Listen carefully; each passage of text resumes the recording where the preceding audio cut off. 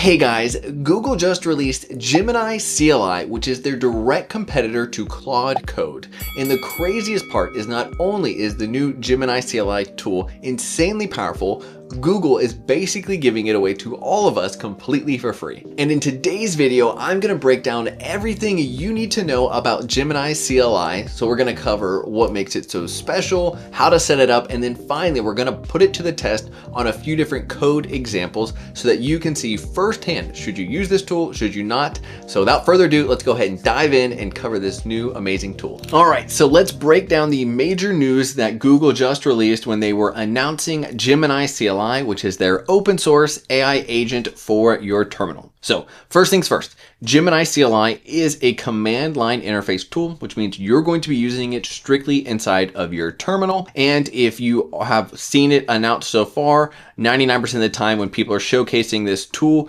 they're showcasing the interactive version of using Gemini, where you just run Gemini and then you get this amazing little terminal output right here so you can start chatting with your AI agents. But there is another option, which is to actually use Gemini to make single requests where you say, hey, here is a prompt and I just want you to answer this question really fast. So you can actually use Gemini CLI in multiple ways, not just interactive mode. You can also do single shot requests. So pretty cool. Now, one thing I thought was super interesting when I first saw this announcement was, well, I already have Cursor. Now there's this thing called Gemini CLI to actually allow me to chat with an agent in my terminal. But does Google have their own Cursor? And I just found out today, the answer is yes. Gemini has the code assist tool. So if you actually hop over here, you can see right here that Google has their direct competitor to Cursor, to where you can chat just like you would in Cursor. It'll make changes in your IDE. You can add in files you want it to look at. So Google has tools on tools on tools. If you want to see a video where I cover this, Gemini code assist as a competitor to Cursor, happy to do it. But back to the main article, there is AI in everywhere, in your terminal, in your editor. So they are just at any point you as a developer are interacting with code, Gemini is trying to be there to help you out. So let's dive into, I think, the most important piece of news when it comes to using this new tool, which is basically it is completely free to you as an individual developer. You're going to get access to Google's most advanced model, Gemini 2.5 Pro, completely for free. You're going to get up to 60 model requests a minute, which is insane. That's per minute. So that means a request per second is what you're getting. And you're going to get to 1,000 requests per day, completely for free. So if you kind of break down the math on this, Gemini 2.5 Pro has a 1 million token context window, which if you were to use this just normally out in the wild, that would charge you $3 for that one request right there. And you can make dozens of those requests. So if you want to just ingest insane amounts of information and then get summaries, you could do that. So you're easily getting up to, if you ran 60 of those massive requests, you're getting easily $180 worth of tokens from Gemini 2.5 Pro completely for free. So they're, holding back no expense when allowing developers to try out this new tool. And I've been loving it so far. You're going to see this more in a minute, but I just want to let you guys know it is wild how much free tokens they're giving away for you to use their most advanced model. So pumped. All right, so let's dive into some of the most important features of using Gemini CLI, and you're going to see these in action throughout the rest of the video. First things first, Gemini CLI allows you to actually run Google search, which is a trippy concept at first, that from your browser, you can actually search using terminal, which is insane. The other thing that was really powerful is that you can use, MCP servers directly in your terminal. So they have a nice little demo down here. Please make me a video of a cat that takes 30 seconds. So they're using MCP tools to first create an image, and then they're using VO to convert that image into an actual video and saving it all locally. So that's only available by using MCP servers. So this is really cool that you're able to do this, once again, directly from your terminal. Then there's a few other important pieces of information to know, like you can update some customized prompts so you can make sure the Gemini CLI tool works exactly how you want it. That's going to be done using something called a Gemini.markdown file. Don't worry, we're going to cover that later. And then finally, you can actually automate tasks and integrate with existing workflows, you basically calling it through your scripts. So don't worry, you're going to see most of this later throughout the rest of the video. But I just want to quick, before we dive into actually coding, I want to show you some of these coolest examples that they're advertising completely for free. And let's go ahead and hop over to Terminal fast so you can see these in action. And don't worry, we're going to help you set up everything on your own in just a second. So let's hop over to the terminal. Okay, so I just turned on Gemini CLI, and I just want to show you 3 of the most common ways you're going to be using this tool so you can see in action. So first things first, like I said, it comes built in with Google Search, so you can say things such as, hey, please get me the weather today in San Francisco. You can actually run it, and what it's going to do is it's going to go off, actually search the internet. So you can see right now it's actually calling the Google search tool. It's actually putting in the input for the tool call, and then it's going to spit back a really nice result for us. So we can actually, like, right from our terminal, start interacting with the world thanks to the power of AI agents. So you can see, hey, the current weather is this. It has a west wind and it gets, pretty chilly tonight. What's also pretty cool is Gemini CLI also allows you to hook up MCP servers. So I just put one in real quick. You can hit Control+T to actually see all of your MCP servers. So you can see right now I have one set up called Context 7, which allows me to look up any library doc for most software packages. So I can say, please use Context 7 to see how to create a Next.js project. Now, obviously this is a pretty straightforward example where we're just looking up documentation, but what's pretty cool is, as you saw in the initial demo, you can use it to hook up to Gemini's different image creation tools, their video creation tools. Basically, if you can think of a MCP server, like connecting to your Notion, your Gmail, you can control it right here from your terminal, which is insanely powerful that you're allowing your agents to take action on your behalf right here from your terminal. And you can see it came back with the right answer. So in our case, if we want to create a new Next.js project, we just run this command right here. Great. And the final thing that you guys are 99% of the time most likely going to use Gemini for is to make changes to your code. So you can easily come in here and you can actually type in just by using @ you can see @ to file path. You can see @ and I can do readme, and perfect. You can see what does it say. And boom, right then and there, you're going to be using Gemini CLI to analyze your docs. You can use it to make changes. Don't worry, we're going to put this bad boy to the test here in just a second. But yeah, you can see from one terminal using this tool, we can now interact, call agent to do MCP lookups, Google searches, and to start editing our code. So super powerful. Now, what I want to do is walk you through real quick how to set it up, and then we're going to dive into some code tests so you can see, hey, how powerful is this thing? And to answer the question, should you be using it? All right, so now it's time to set up Gemini CLI on your computer, and this is insanely simple to follow. You just first need to head over to GitHub. I'll have a link to this down in the description below, but all you need to do is run these 2 commands here. So first things first, you need to have Node installed on your computer, and then second, you need to actually have this package installed. So what I like to do is run this command right here, which is going to install the Google Gemini CLI globally on your computer. So we're just going to copy that. We're going to head over to our terminal. We're going to paste it in, and this is going to just set everything up, and things are going to be good. Once it's done installing, you should be able to run the Gemini command just like this, and it will open up a new interactive shell just like this, to where you can see everything that's going on. Now, mine's in a weird state because I've already done this like 7 times, but most likely when you log in, you're going to see a screen that looks just like this, which is going to say, hey, how do you want to log in? Now, to get access to all of those free credits that Google's giving away, you want to do login with Google. Whenever you do that, you're going to see a window that looks just like this, and you want to pick your personal account, not like a workspace account. You want to do personal. So you're going to click your personal account, say, yes, I would like to sign in, and then you are good to go. You are authorized to start working. And fantastic, you're off to the races. You could start coding. Now, for those of you who are out there just churning away code like there's no tomorrow, you will eventually hit the limits. So if you do hit the limit of using Gemini CLI, all you have to do is swap over to using a different key. So I'm not going to show the key, but basically what you do is you have a .env file, and all it has in there is just Gemini underscore API underscore key, and you paste in your Gemini API key, and then you can use this tool as much as you want without limits. It is just going to charge your account. So you can see now, if I do auth again, I can now say, hey, I'd like to use my Gemini API key, and it's like, cool. Everything's cruising now. I can make requests and everything is looking good. Now, that's everything you have to do. At this point, you could go ahead and start using it. I do just want to show you real fast that this tool gives you a ton of different options just by using /. So with /, you can check out which version you're using. You can also check out, hey, I would actually like to change the different theme that I'm using. So I can change to use, GitHub Lite. I can pick to use, so I can change themes however I want. You can hit / again. You can also change the editor. So anytime there's like a bug fix that you want to edit that the agent produces, you can say, oh, here's the editor I'd like to use. So in my case, I'm using Cursor. So I want to say, great, I want to use Cursor and I want to apply this globally. Fantastic. So now anytime I want to make a change, it's going to be done inside a Cursor. So you can really, I recommend playing around, just hit / and start playing with all the different commands and options that they give you.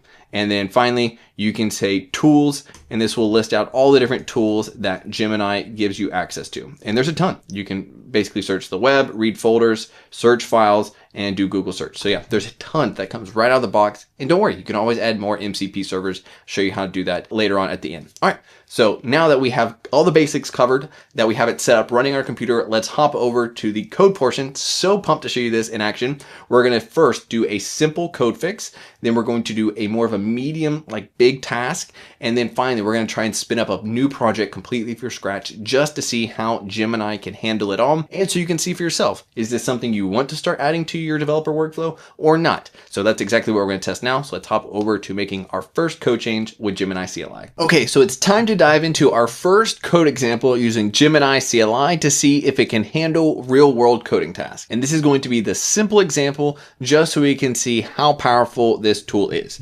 So the problem we're trying to solve is I'm working on a application here, and you can see when I try and scroll, for whatever reason, it's cutting off the bottom and not allowing me to scroll. So what we can do is start to use Gemini CLI to see if it can handle it. So what we can say is say, hey, my profile page. So we can scroll through all of our components right here.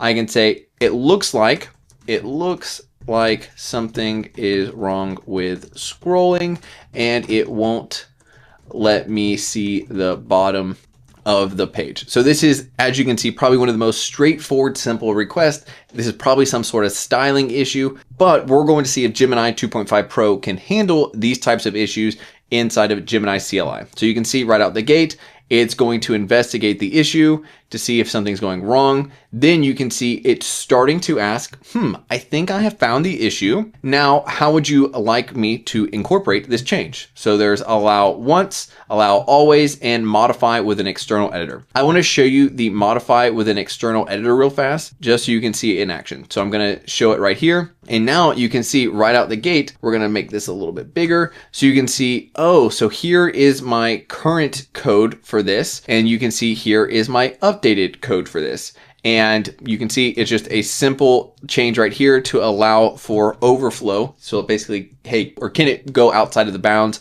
vertically? So we can go, that looks pretty interesting. I think that's right. If I open this back up, you can see it's going to now allow me to say, yep, I want this change. I could have edited it, but I left it exactly how it was just so we can run it. So we're going to go, yep, go ahead and make that change. Now we're going to give it a second. It's going to apply it, and instantly it's going to try and run the code. Now, in this case, I'm going to say no. So you can just hit escape. And then what we can do is say, just for future reference, only run npm lint, never run npm run. And I think we say update memory. And then what this will do is it should start to update our memory. Yeah, prioritizing. Yeah, so you can now see I have updated our Gemini. We'll scroll up so you can see it. Basically, we've updated our Gemini.markdown file and we've refreshed memory. So we can say, yep, you can always run lint to see if there's any issues. There shouldn't be. And you can see, great, things look great. And I just want to show you too, because this is pretty cool. So we can go ahead and hit escape. Well, I can now type in memory and I can do memory show. And what this should do is it'll show us all of the rules for this code. And you can also see, hey, there's a new piece of memory now to only run npm run lint. So it's kind of cool. You could actually train the CLI tool to behave exactly how you would want it to. So just say update memory and it will know what to do. Really freaking cool if you ask me. So now when I come back over here, refresh the page, you can see I can now scroll. So we're going to give it a check. It was able to solve simple problems. And now what we're going to do is go over to a bigger task so we can see if Gemini CLI can handle bigger tasks in my preferred way for working with these AI-driven workflows. So let's hop over to code example number 2. Okay, so now it's time to work on task number 2, which is going to be honestly a medium-sized task inside of our project. And just to get a little bit more context, let's quickly go through what the app does and then cover how we can actually use Gemini CLI to do it for us.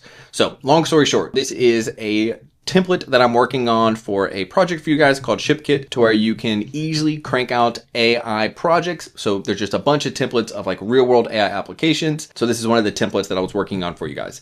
So you can see it's basically a chat application to where you can swap between all the common models, try them out, and actually have like full-blown conversation. So I was, trying to, let's see, like I was going to go on a diving trip to St. John's. So you can see like, hey, it's chatting with ChatGPT, except we can use every model here and swap between all of them. So that's what the project is. Now, here's what I'd like to do. I want to, in our case, create a brand new tab, and this brand new tab should be called memory. And what memory should do is allow us to, just like we can over here in Gemini CLI, to where we can add memory.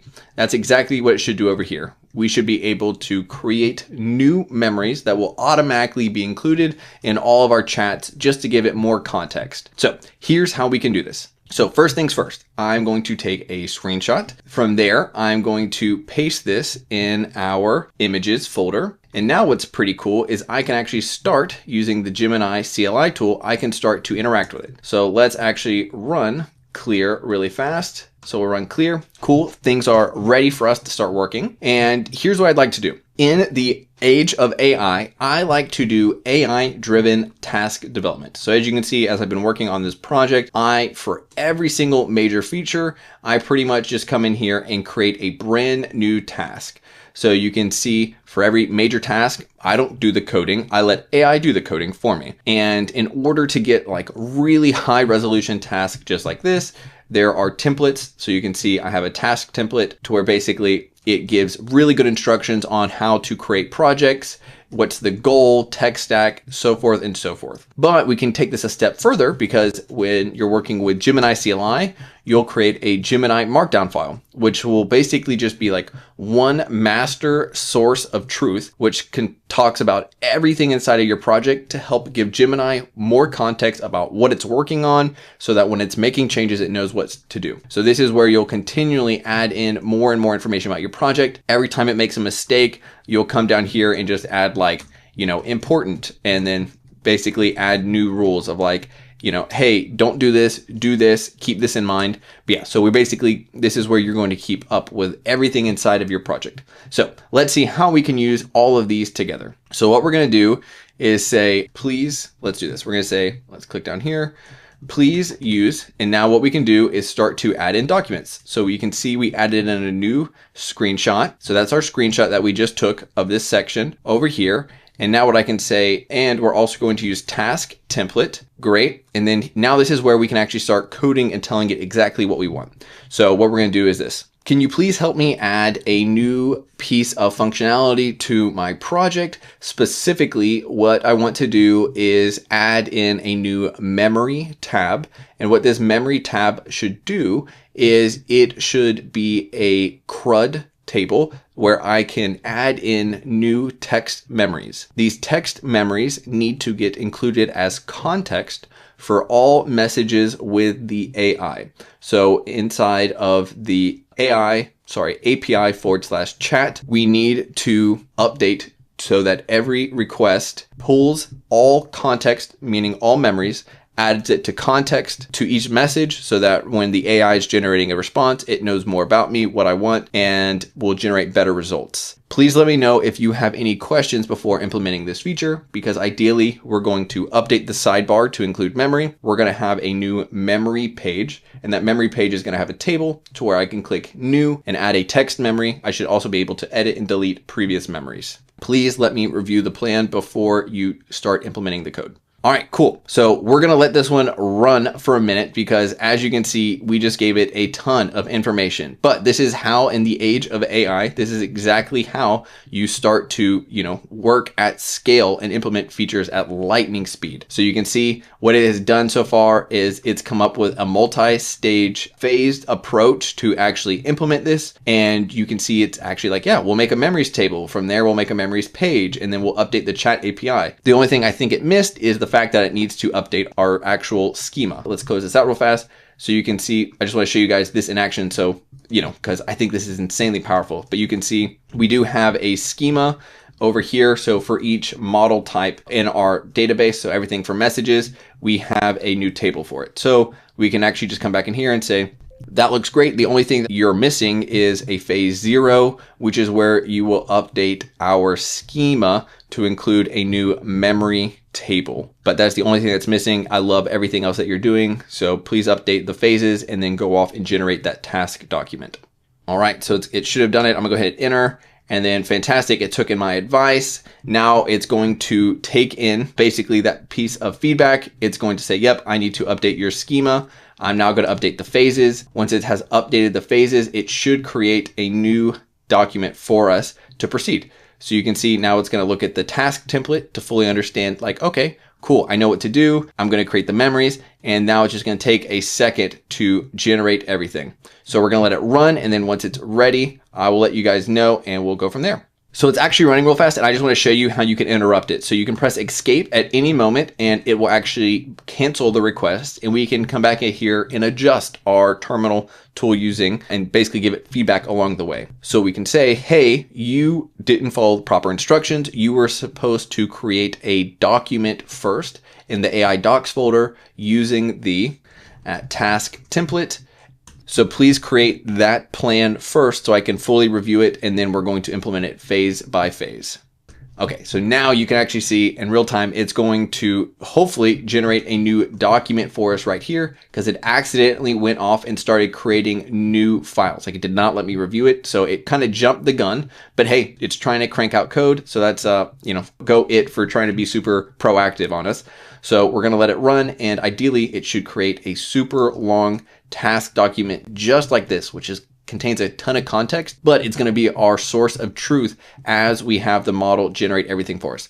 So we're going to give it a few more seconds so that it can generate the plan. Then we're going to let it run the plan and I'm going to show you guys the results. So stay tuned and I will show you in just a second. Okay, so the AI just finished updating our documents. So now what you can see is I have this nice purple color document right here. You can command click it and it will show you the final results. So you can see, hey, here's the entire plan. We're going to implement an AI memory feature. Here's the exact tech stack that it pulled from our general task template. So right here, it pulled some of the general information it was told to look up and it filled it in because we listed it all out here in our Gemini file. So everything's included right here. And then you can see it went through and listed out. I'll go down to the functional part, but you can see like this is the power of using AI to help you work faster. But you can see it says, all right, so here are the API changes we need to make, everything related to memory. From there, you can see the new front-end components and pages it needs to make. And then it gives you a step-by-step phase approach of how it's going to implement it. So this is where you can start to see the power of AI because now you can see I can go in here and say, great, please implement phase 1 and let me review the results once you implement it. And then we'll move on phase by phase. So hopefully this is super helpful for you guys to see that this tool is insanely powerful. I'm just talking to my computer and Gemini CLI is doing all the heavy lifting for us. So you can see it's reviewing the code. You can see it's doing all sorts of amazing work for us. So what I'm going to do is I'm just going to rinse and repeat this because at this point I'm not coding anymore. AI is doing all the coding for me and I'm going to let it run all the way through, just not giving any more feedback and letting it generate the entire update for this feature. And the second it's working, I'll show you the final results over in our application. So we'll be right back. All right, guys, it just wrapped up and this thing is a beast. So I just want to show you exactly what it did real fast. So you can see what it did is main things is it made all the changes As it was making changes, it was running lint to make sure that there weren't errors. When there were errors, it fixed them. But what you can see it just consistently cranked out code, basically like what you would expect inside a cursor. It read files, it updated files to make sure when we're chatting with AI, it gets memories first. It injects the memories as context into the system prompt. And that way, every time we're talking to the AI going forward, it's going to actually add a memory. So let me show you that it worked. And I also want to show you real fast that it added everything we needed. So it added a memories table, it applied the database migration to my database, it created functions to get my memories so that every time I chat, I can easily get memories. And then it also updated a ton of information. So like in my chat function, you can now see all this green right here. This is new code. So you can see we're going to do some memories. So you can see right here, memories, sorry, I got to spell, but you can see in memories, what it did is it added some context to where it shows all the content from each memory. So enough talking about the code, let me just show you the final result. So we're over here, it made the brand new memories in the sidebar. It has a new add memory button, so I can actually come in here. I can paste in a memory, so you can see, hey, make sure every response starts with Gemini CLI reporting for duty. Now I can hit save. It's going to save the new memory to the table. This is crazy, I never wrote a single line of code. And now whenever I chat, where I can say, hey, exclamation mark, please tell me in one sentence who is Elon Musk. Then what's going to happen is it's going to sorry, I hit a button, my bad. What it's going to do is instantly respond back, and it's going to include our memory so that in every chat going forward, it actually includes it. So you can see I didn't write a single line of code. I added in a whole new feature, database change, UI change, and updated API calls, and it worked in under like 2 minutes for all the changes. That's insane. So I'm going to give Gemini CLI a huge check when it comes to working on, I mean, this is like a medium large fix. This would normally take developers a few hours to implement, and it took minutes, which is insane. So now what we're going to do next is we're going to move over to the final code test, where we're going to actually have it generate a brand new project from scratch to see just how well it can do. So let's hop over to test number 3. Okay, so now it's time to run our third test, where we're going to see if Gemini CLI can do a great job of creating a brand new project from scratch and just see how well it does, so that you can know if you can trust this tool when you're creating your own projects. So let's go ahead and dive in. So first things first, I've created a brand new empty folder. The only thing I have in here is an environment variable folder with my Gemini API keys. The reason why is I've blown through all of my free credits because I've been testing this like a madman for you guys. And at this point, I am paying for it. However, using everything that you've seen for the previous task and a bunch of things you have not seen when I was testing, I'm currently paying 3 pennies. So this is insanely affordable to use. So I just want to give you a heads up. If you do run out of tokens, it's not going to break the bank. So let's go ahead and run it. And what I want to do, I'm just going to go ahead and paste in a huge prompt for you guys. So let me just give you a paste. So yeah, what you can see is I was like, hey, please create a brand new landing page for me. I want to use Next.js, and I want this website to be beautiful and modern. And most importantly, what I need you to do is look up the YouTube creator, AI with Brandon. Obviously, that's who you're watching right now. Like and subscribe if you haven't, but research him, find everything you can about what he does, and basically create a landing page. So what we're going to do is we are going to run this, and what this should do is it should kick everything off. So it's clarifying the approach. It's going to hopefully here in just a second. Yep, there it goes. It's going to research AI with Brandon. It's going to look up my YouTube channel, analyze everything about what I do, the content I create, who I'm trying to help, which is AI developers just like you, to help you build real world AI applications. So it's going to analyze everything about that. Then what it's hopefully going to do next is it's going to start planning out some content. So like, I now understand who Brandon is, who he serves. So let's start creating some copy for the landing page. So fingers crossed, it should start doing this in just a second.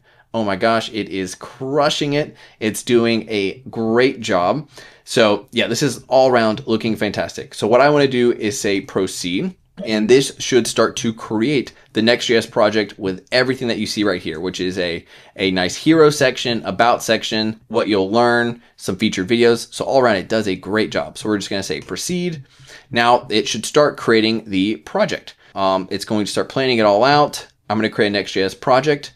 So here's one thing that is important. I have noticed that when you run commands like this, create Next.js application, where it opens up a wizard to where it's like, you run the command and then it asks you 6 questions of like, do you want to do A or B, C or D? It doesn't do well. So what I'm going to do is I'm just going to copy this command. I'm going to press escape. You can actually run it. So you can hit the exclamation mark and then you can paste in your own code. So that's exactly what I'm going to do. Then it should actually run it. What we're going to do real fast instead, because it is struggling, I'm just going to run the command manually. So we're going to paste it. We're going to run it. Now this should create a Next.js project for us, and I'm just going to hit no, or I'm just going to hit all the defaults, and it should create the project. Fantastic. So now we can get out of this the second it's done. So we're having to help the AI just a little bit, but I feel like that's fair because it's going to build everything else for us. So we're going to let it run. And then the second this is done installing all the dependencies, we're going to tell this AI over here, yeah, all right, great, we're done. So now we can kill this one. And now we can say, I actually ran the command for you, so you have the proper Next.js project created. So please look at the project and then proceed with the plan. Fantastic. So then now Gemini CLI should go off and actually update this entire project for us and start to create the landing page. It should hopefully clear out all the blank boilerplate code that we normally have. So you can see it understands the project structure, and now it's just going to go off to the races to make all the changes. So I'm just going to allow it to make every change that it wants. And in real time, you can see as it's making changes to files, it's going for it. So it's updating the color scheme right now, and it's going to keep on cruising. So I'm going to hop back once it's done running, because it usually takes about 2 to 3 minutes for big changes like this. And then I'll show you guys the final result. So it just wrapped up, and I'm not going to lie, the results are pretty underwhelming for creating a new project right out the gate. So I'm curious if it just needs another round. So what I like to do, we'll give it one extra round of help. So we'll take a screenshot. Then what we can do is pass it in over here, and we can say, and basically just give it feedback. So we can say at screenshot, we'll paste it in, and then now we'll give it more instructions to say, this website was supposed to be beautiful and modern and be really visually appealing. So you need to be a professional UI and UX developer and completely redo the landing page so it's absolutely beautiful. And look at the screenshot I just gave you so you can see the application in its current state. Do not stop until the website is absolutely beautiful. So now we're going to give it another shot, and hopefully this time it will just go off and do exactly what it was supposed to do the first time, because this is not what it was supposed to do. So we're hopefully going to let it do it. And what's so nice is like it is multimodal, so like it can take in images just like that. You can see it's like, yeah, this was a very polite way to say like, yeah, that was bad. So it's going to update it to have more colors, better typography, better component redesign, and some animations and transitions.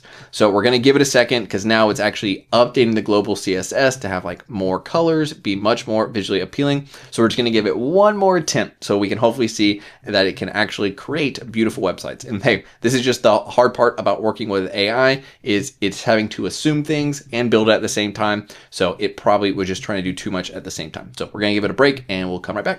Okay, so it just finished building everything. Not gonna lie, pretty disappointed. So if we hop over to the website, even though we told it multiple times like, hey, make this visually appealing, it did do a bunch of nice, cool animations.